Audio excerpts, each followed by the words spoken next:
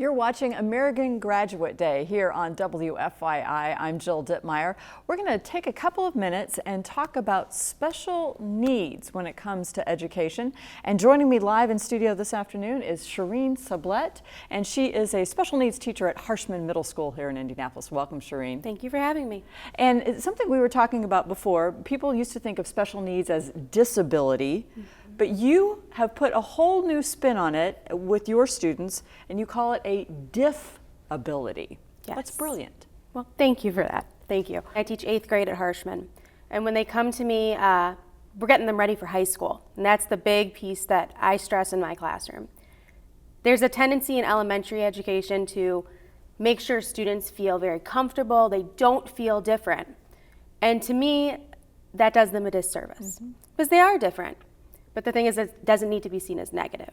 So when they come to me, they are 14, 4 years I tell them away from being 18. That means you're an adult in the world. Yep. They want to go to college. They almost all have aspirations for that.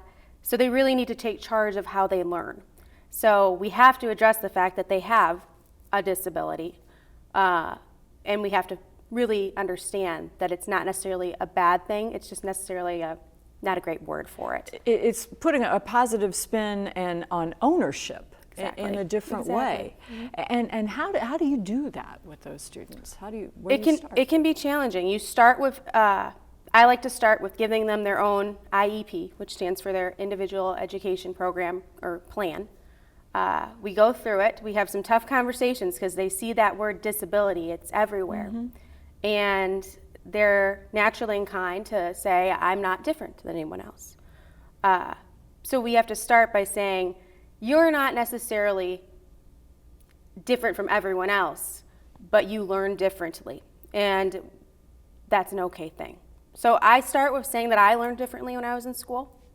And that was many years ago, I tell them, but they didn't have the same setup as they have now with special needs students. And I say I'm very smart, and I went to college, and I have 2 master's degrees, and I just learned math differently, and I needed extra support in math. I needed somebody to teach me differently. That usually hooks them a little bit once they believe me. Some of them think I'm making up, but once they believe me. And we go through, and it's an all-year-long process in 8th grade to recognize their strengths and their challenges. Well, and special needs can mean so many different things in this day and age as well. And so you are dealing with a whole spectrum of different needs with these different exceptionalities, sure. Yeah. So in my classroom, we have students with autism. We have students that have had traumatic brain injury.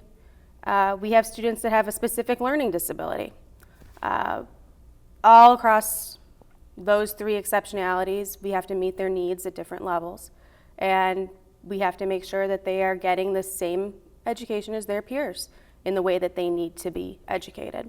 And that gets more and more difficult as well. You were telling me when you first started teaching, you had 200 kids, and now 400. Yeah. Well, 660 are in our school now. Just with changes, political changes and different changes to the district, we had an influx of over 400 students in our building. So with that comes more and more students that need the attention and need the different services and accommodations, and it's our job to provide it for them. How do you integrate parents, grandparents, friends of these children to kind of buy in on this whole new way of learning? Well, the parents are meeting a lot of the same struggles with it as the students are. So a lot of times we hide from the parents a tendency a little bit to shelter them from the students' labels if they're negative. So it's a lot of educating the parents about the learning differences as well, and making sure that they are communicating the same thing at home that we want to communicate in our classroom here at Harshman, which is you're learning differently, that's okay, take ownership of it.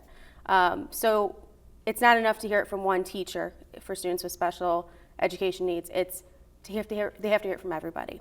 And the community and the houses and that they come from and the teachers in the other classrooms all play a part in that. I'm guessing that you probably have had students that have gone on to high school, done very well, and maybe come back to kind of reinforce with the younger kids to what they're looking forward to, that you know what you're doing. Yeah. I mean, we have kids come back to us at Harshman all the time. We're right next to Arsenal Tech. So lots of kids see us on a daily basis. We have former students coming in to see their teachers and talk to us about what the differences are and whether or not they wish they could be back at Harshman and embracing the freedoms they have. So we hear a lot about, gosh, I have to be more independent, and there's really not as much support. And it's our job to tell them that. But I don't know if they always believe it till they experience it, but we hope that they can handle it when they do. Well, continued success to you, Sherine. Thank you. And if you'd like to learn more, go to our website. It's amgrad.wfyi.org. Or if you've heard something that you like, tweet about it at #AmGradIndy. Now let's go back to American Graduate on WFYI.